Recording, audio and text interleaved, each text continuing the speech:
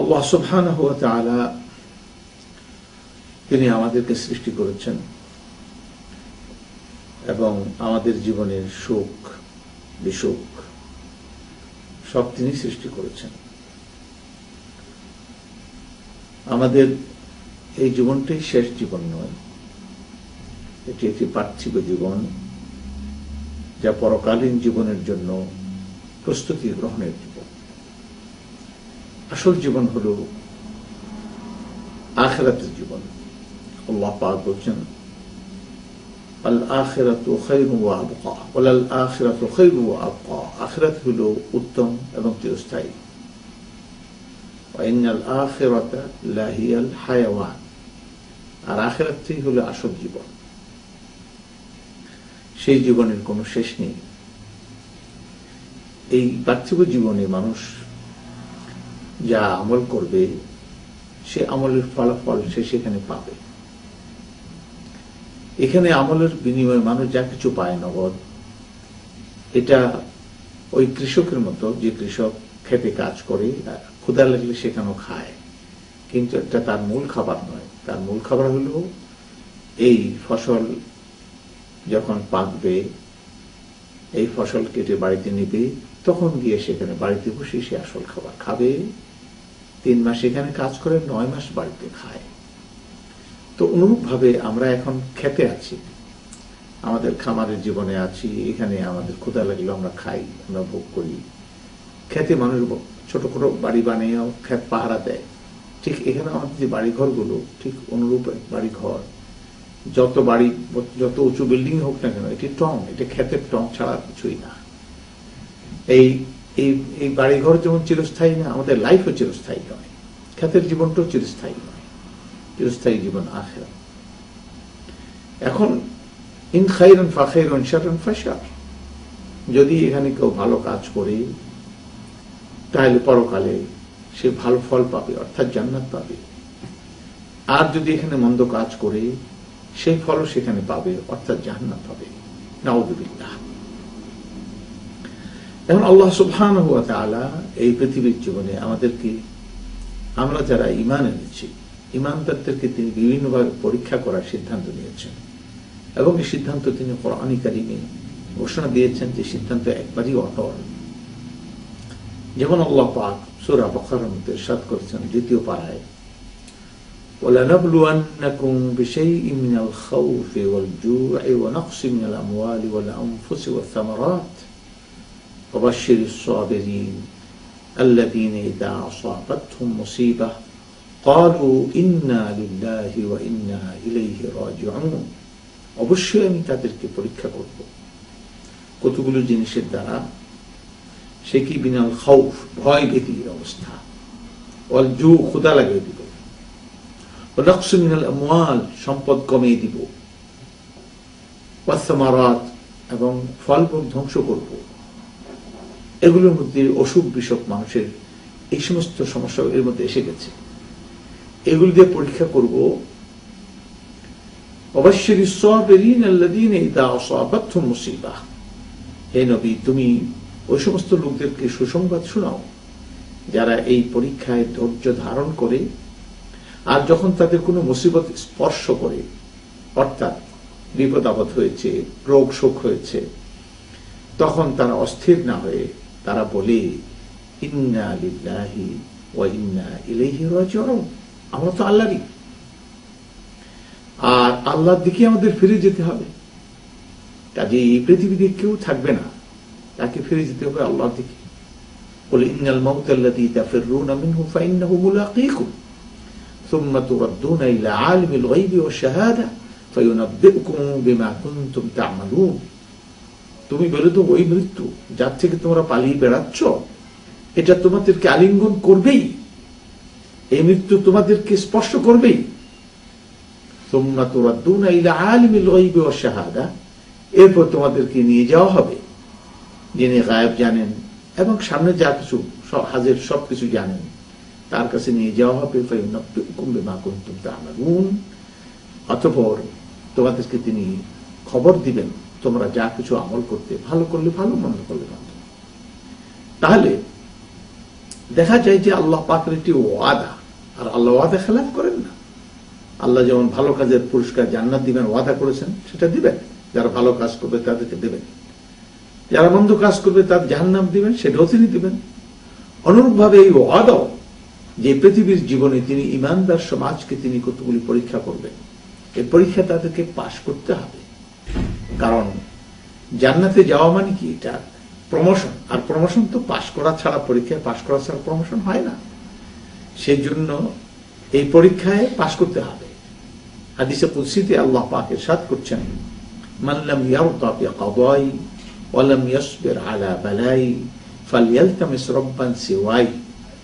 আমি যে তার জন্য যা সিদ্ধান্ত দিলাম, এই সিদ্ধান্তের উপরে যে রাজি থাকবে না, আর আমি যে তাদেরকে বিপদ আপদ দেই, এই বালা মুসিবত দেই, তার উপরে যে ধৈর্য ধারণ করে না, ফালইয়ালতামিস রাব্বান সিওয়াই, সেজন্য আমি ছাড়া আরেকজন রব তালাশ করে নেয়।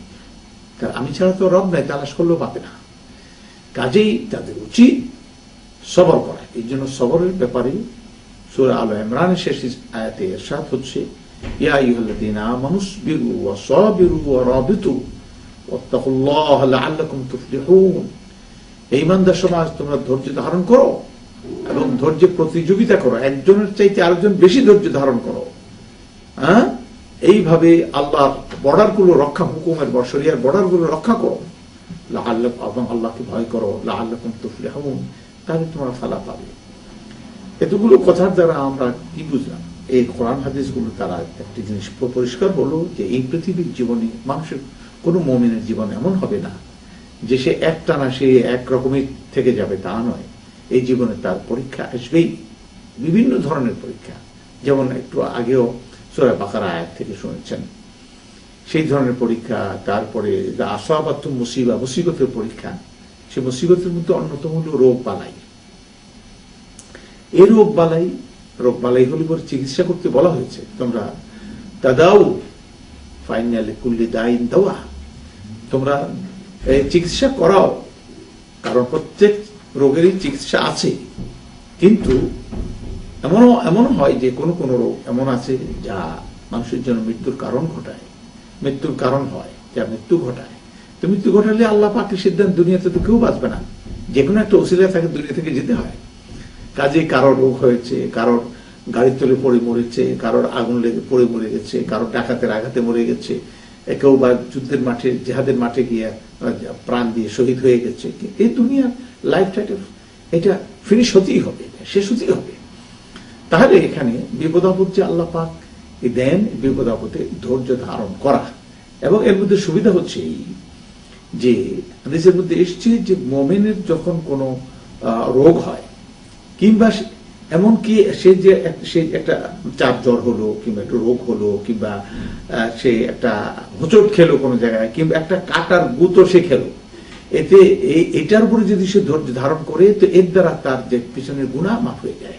মানুষ মাত্রই তো গুনাহ করে, কারণ নবী সাল্লাল্লাহু আলাইহি ওয়াসাল্লাম বলেছেন, আলা কুল্লুকুম খাত্তা খায়রুল খাত্তাইনা তাওয়াবুন।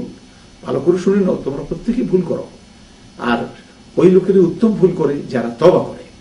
তার মানে ভুল তো মানুষ, অপরাধ মাত্রই মানুষ করে।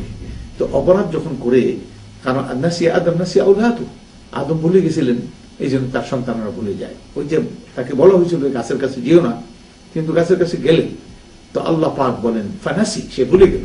বললাম নাজিদ লাহু আজমা, তার স্টেবিলিটি আমি পেলাম না, মানে সেইটার পরে জমে থাকতে পারলো না, সে ভুল করে ফেলল। তার আদম আলাইহিস সালাম ভুল করেছেন, ভুল করে আবার কি করেছেন তিনি? ভুল করার কারণে সে আবার তওবা করেছেন। সুতরাং মানুষ মাত্রই ভুল করে, মানুষ তওবা করে, কিন্তু তারপরেও অলক্ষ্যে মানুষের অনেক অপরাধ এমন হয়ে যায় সে বলতেও পারে না। অপরাধ সাথে খেয়ালই করতে পারেনি যে তার ভুল হয়ে গেছে, এটা অপরাধ হয়ে গেছে। সেইগুলি মুমিনের মাফ করানোর জন্য আল্লাহ ব্যবস্থা করেছেন। সেটা কি? একটা ধাক্কা খাবে, এখানে একটু মানে তার শরীর থেকে রক্ত বের হয়েছে, একটু চামড়া কাটা গেছে, একটা আঙ্গুল কাটা গেছে, তারপরে কি বলে একটা পাথরের হোঁচট খেয়েছে, কিংবা একটা কাটার গুঁতো খেয়েছে। এই যে প্রত্যেকটা ঘটনা যা ঘটলো, এই ঘটনা নিশ্চয় শুধু ঘটনাই নয়, বরং এগুলির অবজেক্টিভ হচ্ছে এই যে আল্লাহ পাক চাচ্ছেন যে তার গুনাহ মাফ করে নিতে। সুতরাং এর দ্বারা তার গুনাহ আল্লাহ তাআলা মাফ করে দেন।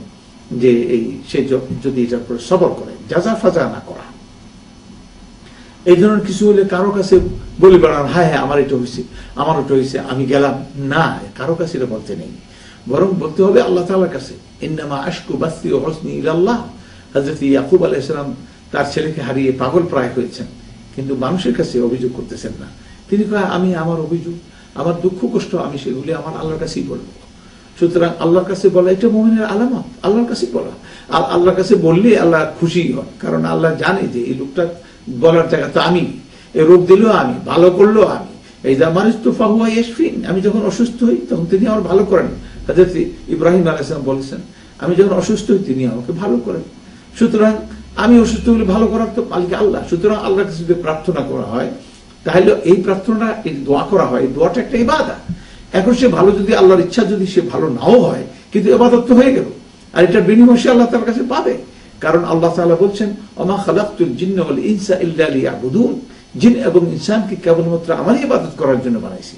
সুতরাং ইবাদতের বিভিন্ন মাত্রা আছে, ডাইমেনশন আছে, যে কিভাবে করতে হবে, কোনভাবে, কত রকমের ইবাদত। দোয়া করাটা একটা ইবাদত। এই দোয়া করা, আল্লাহ বলছেন উদউনি আস্তাজিব লাকুম, আমাকে ডাকো, আমার ওয়ালিল্লাহিল আসমাউল হুসনা, আল্লাহ সুন্দর সুন্দর নাম আছে, ফাদউহু বিহা, ওই নামগুলি দ্বারা তাকে ডাকো। সুতরাং একজন মুমিন, খালেস ইমানদার মুমিন, সে ভালো করে জানে, নারী হোক আর পুরুষ হোক, এটা সবাই সমান, তাই ভালো করে জানে সে আল্লাহ তাআলার বান্দা বান্দি, আল্লাহর কাছে তাকে ফিরে যেতে হবে। এবং আল্লাহ এই দুনিয়াতে আল্লাহর ইচ্ছা ছাড়া আমা তাসকুতু মিন ওয়ারাকাতিন ইল্লা ইয়ালামুহা, একটা গাছের পাতাও আল্লাহ তাআলার অনুমতি ছাড়া, এটা তার নলেজ ছাড়া এটা পড়ে না। সুতরাং একটা গাছের পাতাও যখন পড়ে না, তো কেউ যদি অসুস্থ হয় এটা আল্লাহর নলেজ আছে, তার অনুমতিতেই হয়েছে, তার হুকুমে এটা হয়েছে। এখন সে একদিকে ধৈর্য ধারণ করবে, আর প্রত্যেকে আল্লাহর কাছে দোয়া করবে, এটা তার উচিত। আর এই অবস্থায় যদি রোগ হয়, আর যদি এটাই মনে হয় যে দুনিয়াতে আমি হয়তো থাকবো না, আর রোগ হইলে তো এটা একটা সাইন, এটা একটা লক্ষণ যে সে দুনিয়া থেকে বিদায় নিতেও পারে। তাহলে তখন তার কি করতে হবে? তখন সে অস্থির না হয়ে বরং বেশি আল্লাহমুখী হয়ে যাওয়া, আর সুন্দর করে নামাজ সুন্দর করে পড়া, কোরআন শরীফ তেলাওয়াত করা, জিকিরে আজকালের মধ্যে ব্যস্ত থাকা, ইস্তেগফার করা, বেশি বেশি আস্তাগফিরুল্লাহ বলা, পিছনে গুনাহগুলি মনে করে আল্লাহর কাছে কান্নাকাটি করা। এটা হলে হয় কি, যে এই পৃথিবীর জীবনে যাই কিছু ভুল টুল হয়েছে, এই ভুলগুলি সব ধুয়ে মুছে আল্লাহ তাআলা তাকে পবিত্র করে নিজের কাছে নিয়ে যান। আল্লাহ যদি পবিত্র কাউকে না করেন, তারপর পবিত্র হওয়ার কোন উপায় আছে? ওয়ালাকিন্নাল্লাহা ইউযাক্কি মান ইয়াশা লা তুযাক্কু আনফুসাকুম, নিজেদের পবিত্রতা নিজেরা বয়ান করো না, দাবি করো না আমার নির্দোষ, আমি খুব ভালো না। ওয়ালাকিন্নাল্লাহা ইউযাক্কি মান ইয়াশা, আল্লাহ যাকে চান পবিত্র করেন, পরিচ্ছন্ন করেন। সুতরাং এই পবিত্রতা অর্জন করার চেষ্টা করা, আর সেগুলি হলো যে আল্লাহ তাআলার দিকে ঝুঁকে পড়া, আল্লাহর দিকে শুকর করা, কোরআন তেলাওয়াত করা, নামাজ সুন্দর করে পড়া, শিরক বিদআতের থাকলে এগুলি থেকে তওবা করা, ইস্তেগফার করা। এইভাবে আল্লাহ তাআলার দিকে ঝুঁকে পড়লে তাহলে পরে আল্লাহ সুবহানাহু ওয়া তাআলা রোগ যদি তিনি ইচ্ছা করেন দুনিয়াতে ভালো করলেন। ইয়া শাফি আল আমরাদ, আমি অসুস্থ, তুমি আমাকে ভালো করে দাও। রোগ ভালো হলো না, কিন্তু আমি যে ডাক দিলাম, টাকাটা আল্লাহকে আমি দোয়া করলাম, এটা ইবাদত হয়ে গেল, এটা আমার নামে সওয়াব হিসেবে পেয়ে যাবে, আমি মৃত্যুর পরে আমি আল্লাহ তাআলার কাছে পেয়ে যাব। অতএব এই ক্ষেত্রে একজন খাঁটি মুমিন তার উচিত হলো ধৈর্য ধারণ করা, আর আল্লাহ তাআলার দিকে মুতাওয়াজ্জিহ হওয়া, এবং পুরোপুরি ইবাদত আর জিকির শুকরে মশগুল হয়ে যাওয়া। এইভাবে হলে পরে একটা সুন্দর জীবনের ভালো আলামত, এবং শেষ জীবনের ইন্নামাল আমালু বিল খাওয়াতিম, মানুষের জীবনের শেষ দিকের আমলগুলি মূল্যটা বেশি হবে আল্লাহ তাআলার কাছে, যে কি অবস্থায় সে মারা গেছে। কারণ এখানে বলা হয়েছে ওয়ালা তামুতুন্না ইল্লা ওয়া আনতুম মুসলিমুন, তোমরা মৃত্যুবরণ করো না ইসলামের অবস্থা ছাড়া, অর্থাৎ মুসলমানই অবস্থায় মৃত্যুবরণ করতে বলছে। তো কোনো লোক যদি কারো রোগ হইল আর সে এটা দেখেই এখন সে নামাজ, রোজা, হজ, যাকাত, মানে যেগুলি যা করণীয় সেগুলি সব করা শুরু করে দিল, তাহলে তো ইসলামের উপরে থাকলো। আর যখন সে ইসলামের উপরে নিজে চলতে শুরু করলো, তার ঠিক আর তার জীবনের খাতেমাটা হবে ইসলামের উপরে। আল্লাহ পাক এমনটা করবে না, তাকে আমার তার অন্যদিকে নিয়ে যাবেন না। কারণ নিজে যখন সে ভালো পথে আসতেছে, আল্লাহ পাক তার আরো এগিয়ে দিবেন, আরো তৌফিক তিনি দিয়ে দিবেন তাকে। সুতরাং তার খাতমা বিল খায়র হবে।